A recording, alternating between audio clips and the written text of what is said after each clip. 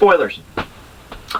So the series starts off with Ichigo Kurosaki. He's a 15-year-old that lives in the human world with orange hair with the ability to see spirits. Ichigo lives with his family in the Kurosaki clinic, Isshin, his dad, and his two sisters, Yuzu and Karin. As for Ichigo's mother, Masaki, she was a normal human who died 6 years ago due to a hollow accident. Yeah. And Isshin is left to raise his children on his own. Now, one night Ichigo is visited by Rukia Kuchiki, who's a Shinigami from the Soul Society. Soul Society is basically like heaven, except if heaven was Japanese feudalism. Anyway, Rukia's job as a Shinigami is to use something called a Zanpakuto, or a blade that is able to purify evil spirits known as hollows. One of these such hollows, known as Fishbone D, attacks Ichigo's home and takes Ichigo's sister hostage. Rukia tries to fight off the hollow, but is seriously injured during the time and has to pass her powers on to Ichigo in order for him to defeat it. He does so with his massive Zanpakuto, which Rukia has never seen before. Rukia is almost all but drained of her Shinigami powers in this ordeal and has to use something called a Gigai, basically a false body so that souls can go and interact with stuff in the human world. She explains to Ichigo that now because he has her powers, he must go and become a substitute Shinigami and cleanse the hollows in the world of the living. And unfortunately, she's not able to contact her superiors because the whole passing your powers onto a human thing has been taboo and against the law in the Soul Society for many centuries. So if they found out, she can get in trouble. So Ichigo goes and fights against hollows, with Rukia basically acting as his mentor or coach. These hollows usually end up attacking some of Ichigo's very close friends. Orihime and Naoe, for instance, one of Ichigo's classmates, and secretly has the hots for him, because I'm sure the entire fan base wants that to happen, and okay, that's gonna stop that right there. Anyway, one of these such hollows attacks Orihime, which actually turns out to be her dead brother. See, not all hollows are necessarily bad. Some of them are just normal souls that are attacked by other hollows. However, after they change, they can't go back, and they need to be purified. Another hollow known as Shrieker with the ability to control explosive leeches attacked another one of Ichigo's classmates, Yasutaro Sada, which serves to introduce him into the series. He's the big strong guy with a heart of gold, but his personality gets kind of bland at best. Ichigo eventually meets a very old and ancient hollow known as Grand Fisher at his mother's grave, which turns out to be actually Ichigo's mother's killer from 6 years ago. There is nothing more to that story there, I'm sure. Ichigo does manage to defeat Grand Fisher, but he does get injured in the process, probably more so than any hollow he's been damaged before this. Ichigo is eventually confronted by another one of his classmates named Uryu Ishida, who is a Quincy. Now, the Quincies are an ancient and lost race that fought against hollows as well, except they did it in a different way. See, when Quincies fought against hollows, they can destroy their souls completely, while when Shinigami used the Zanpakuto on a hollow, that purified their souls and they went to the Soul Society.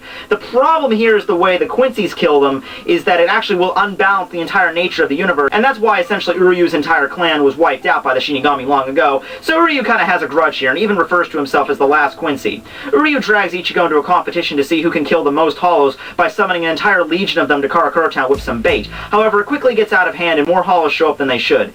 Chad and Orihime also unlock their unique powers here. Chad is able to manifest an armored right arm that can shoot energy blasts, and Orihime unlocks the Shun Shun Rika, 6 fairies that are able to use shielding, attack, and healing abilities against her foes.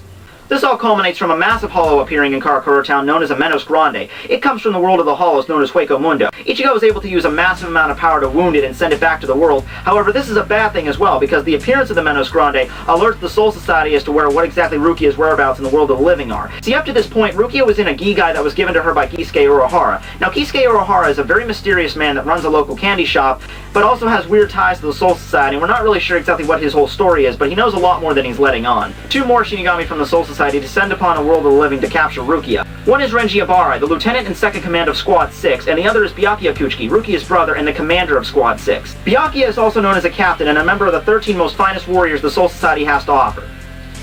Well, I mean, anyway, moving on. Anyway, Renji and Byakuya eventually confront Rukia why she disappeared all of a sudden. Uryu arrives to help but is quickly dispatched by Renji. Ichigo then shows up, and even though he's on even footing with Renji, even almost managing to defeat him, Byakuya is clearly much stronger than him, managing to break his sword, cut his soul chain, his soul sleeve, basically removing his Shinigami powers in the process. Ichigo falls to the ground in a bloody mess while Rukia returns to the Soul Society with Renji and Byakuya. Ichigo is essentially left for dead if it isn't for Uruhara, who shows up and saves his life and explains to him the whole concept of the Soul Society and how their execution style works. He states they basically have 30 days to train up and go to the Soul Society to rescue Rukia. Ichigo goes through some pretty intense training with Uruhara, which not only unlocks his own Shinigami powers in his Zanpakuto known as Zangetsu, but also another power that manifests in the form of a hollow mask. Chad and Orihime also go through some similar training with Yoruichi, a black cat that's acquainted with Uruhara, and Uryu trains on his own using the Sanrei Shuchu, or Reishi glove, to unlock more of his Quincy powers. After 10 days of this such training, Ichigo and his friends, along with Yoruichi, head into the Soul Society to rescue Rukia. Oh, and also there was a stuffed animal named Cone in there, who's a mod soul, which basically means he can kick stuff pretty hard and he's a massive pervert. Yeah.